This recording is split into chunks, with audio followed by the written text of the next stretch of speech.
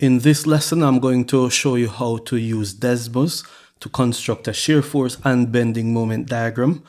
And before we jump into the software, I'll walk you through the essential calculations step by step.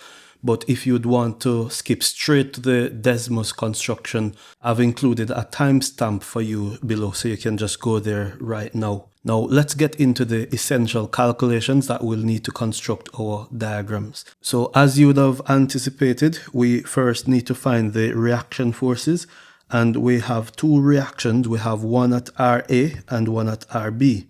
And what we're going to do, we're going to take the moment about RA right here. So that means RA is going to be our pivot point. And what the moment is when we do the force that we have multiplied by our perpendicular distance. So luckily for us, all of these forces are acting perpendicular to the surface here. So what we need to do then is to determine which of these forces are going to rotate clockwise and counterclockwise. So if we maintain our pivot point right there at RA, then this 15 kilonewtons is going clockwise, 20 kilonewtons is going clockwise, and we can see where the 10 kilonewtons as well is going clockwise. And what I mean by is going clockwise, if you can imagine that when these forces push down and we have, let's say, a rivet joint or a bolted joint right there at RA, then those forces will be trying to rotate this beam in a clockwise moment. And then the RB is going to do the opposite. That's going to try and go counterclockwise. So the system I like to use is to say that our clockwise moment should be equal to our counterclockwise moment. And what we're going to do, we're going to sum all the forces that's rotating clockwise. So that would be the force. So let's start with the 15. So that's 15 kilonewtons multiplied by 2. And we're going to sum all of these. So the next force is 20 multiplied by its distance from that pivot point there, perpendicular distance, which is 4. So we'll just keep adding up those lengths. And plus we have that 10 kilonewtons multiplied by its distance again. So 4 plus 3, 7. And then the only force that we have going counterclockwise is RB, and its length from that RA point is going to be 11. So RB times 11. So when we sum all of these up, we end up getting 180 equals RB times by 11. So therefore RB will be us dividing 180 by 11.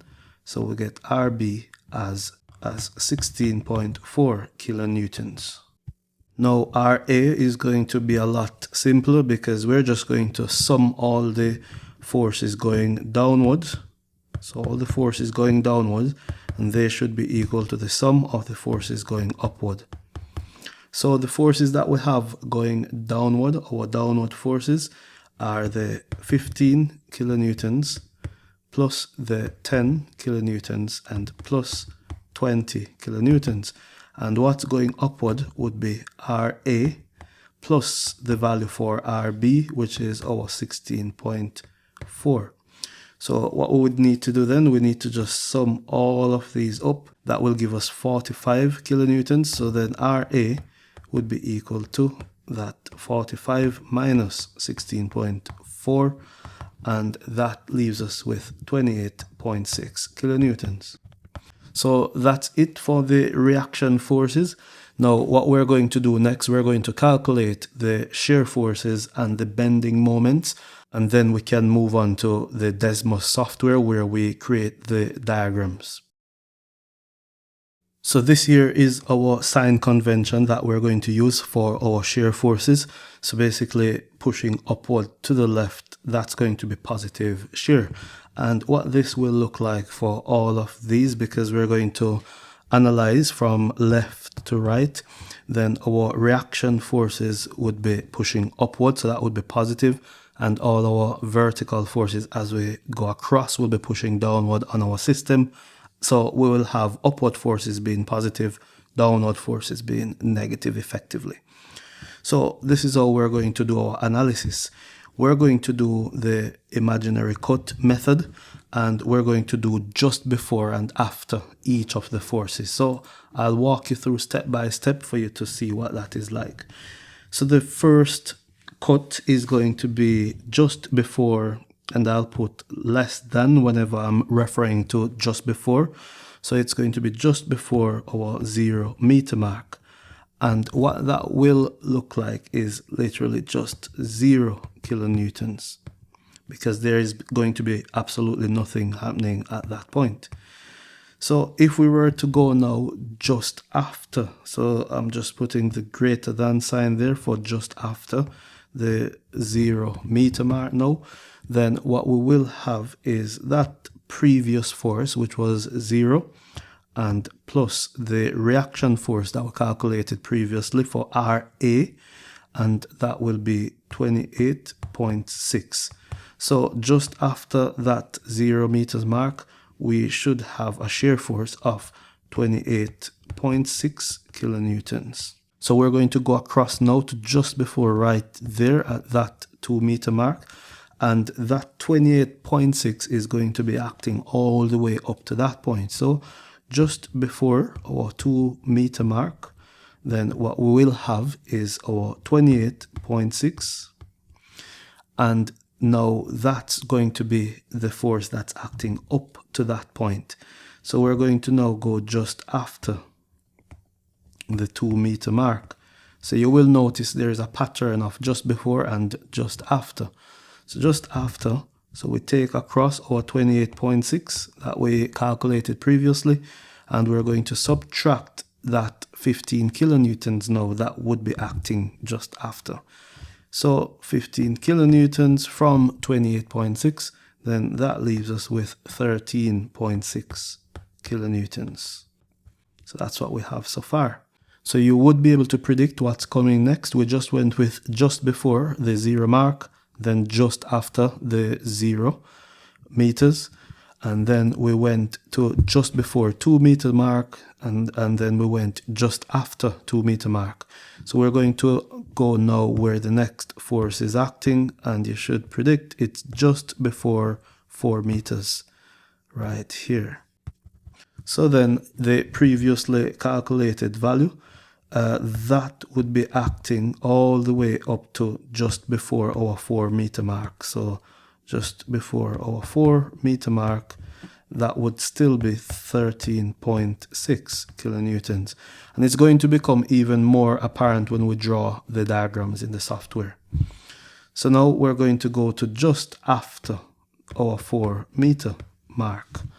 So just after, we're going to have our 13.6 kilonewtons, and we are now considering that 20 kilonewtons that's acting, so minus our 20 kilonewtons, and that will leave us with negative 6.4 kilonewtons.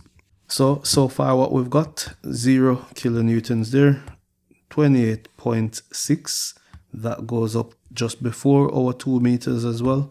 So we have 13.6 there, which goes just up to our 4 meter mark, and just after our 4 meter mark, we have negative 6.4. So let's wrap this up because we only have 2 more lengths to consider. So as you've probably anticipated, we're going to go just before that 7 meter mark, and then just after that 7 meter mark, which that 10 kilonewtons is acting at. So let's do that. So this is going up to that 7 meter mark there. And what would happen is we have that same negative 6.4 kilonewtons that we calculated previously. And then if we go now just after that 7 meter mark, then what we would be taking into consideration here is that downward force of 10 kilonewtons that we have. I'll just show you it on the diagram again. So that's the 10 kilonewtons that we have there. So then we would have negative 6.4, and then we take that 10 kilonewtons, and that will leave us with negative 16.4 kilonewtons. Now this negative 16.4 kilonewtons, it should ring a bell, It was our reaction that we calculated at RB, but because we're lacking in space, I've got to just remind you of what that calculation was. So this then would take us to just before and just after our reaction force at 11 meter. So as you can imagine, just before our 11 meter, it would just be that negative 16.4 kilonewtons. And then just after our 11 meter, which we're now taking into consideration the reaction force, which was 16.4. So then we would have negative 16.4 and then plus 16.4, and that would give us 0. And of course, that tells us that our system is in equilibrium. So that takes care of the shear forces, and we're going to plot these shortly in the software. So just before we go to the software, we're going to then focus on doing our bending moments, because we're going to plot those as well. Right, so our bending moment will be a bit quicker and more straightforward somewhat. So what we're going to consider is, again, our imaginary cut method. So we're going to start off with right here at RA. And what we're going to do is consider everything to the left of our cut. So at this point, there is nothing to the left of our cut. So at 0 meter, our bending moment would therefore be the force that we have for RA that's acting right there at 0. So our moment, which is force times perpendicular distance, is the 28.6 that we got for RA.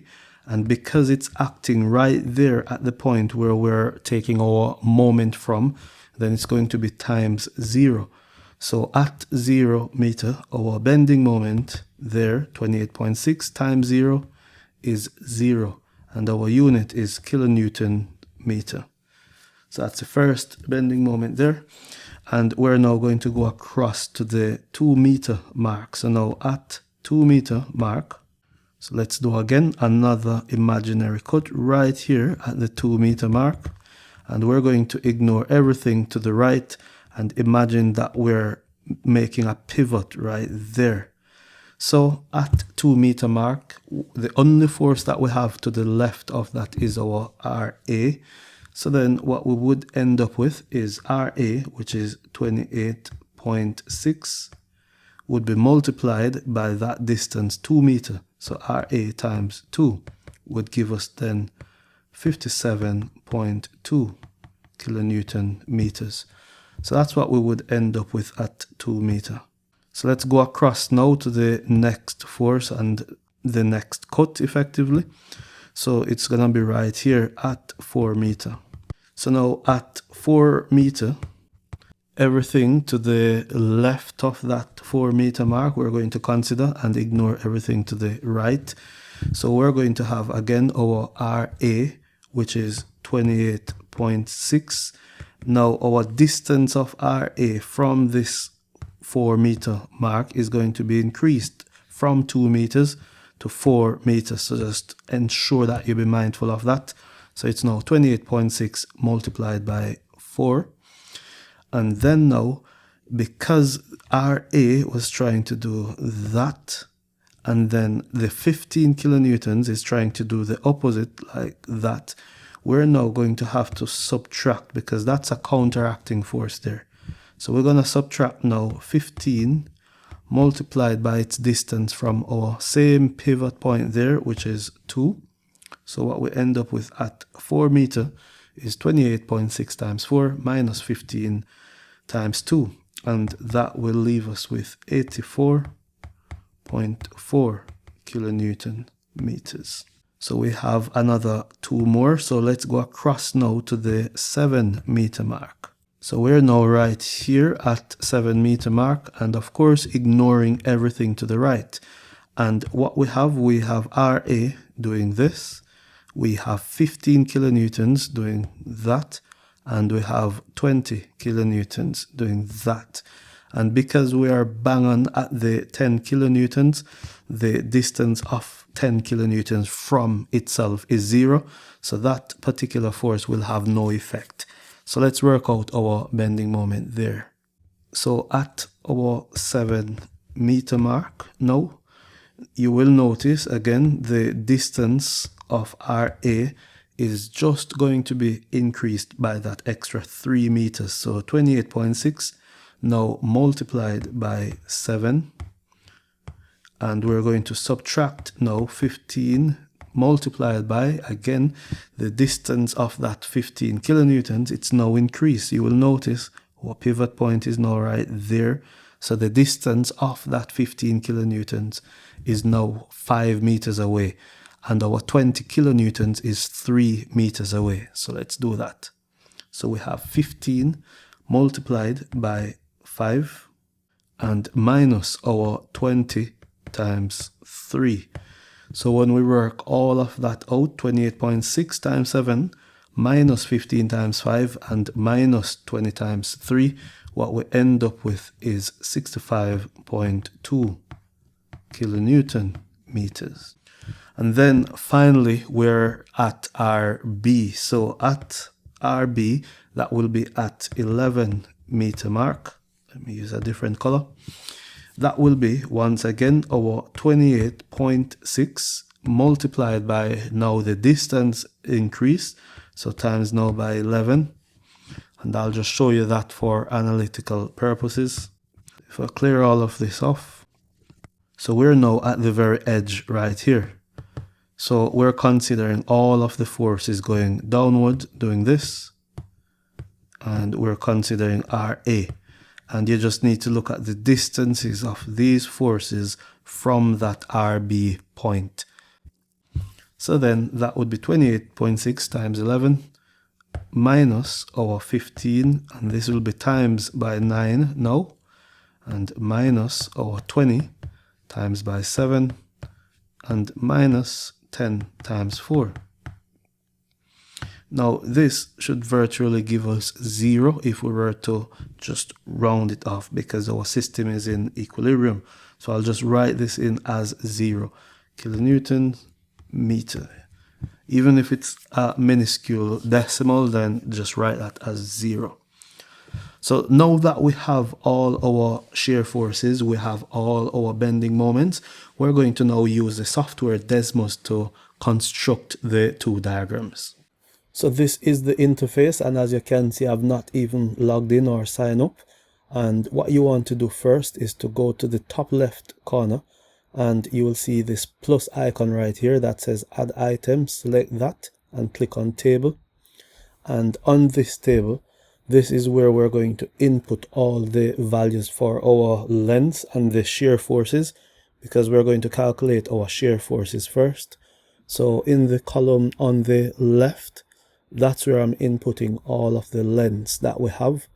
And then in the column on the right that says Y1, that's where I'm inputting all of the shear forces that were calculated. So now that we have all our shear forces, we want to click this gear icon that says edit list, and then we're going to click on that dot right there, that purple dot, and we just need to toggle on the line tool, and this is what will give us the shear force diagram. So in the display area as well, if you click off or select done, you can pinch and zoom out, and this is the shear force diagram. And I realize that one of my coordinates is actually incorrectly entered, so I'm just going to fix that now. So now what we're going to do, we're going to modify our shear force diagram. So if you click on this wrench icon that says graph setting, we're going to actually input our axis label. So for the x-axis, I'm just going to label that as length, and in bracket meters for the unit. And the y-axis, I'm going to label that as our shear forces, and in bracket the unit, just to make it look professional. The next thing that you can do, you can actually set the range of values on each axis.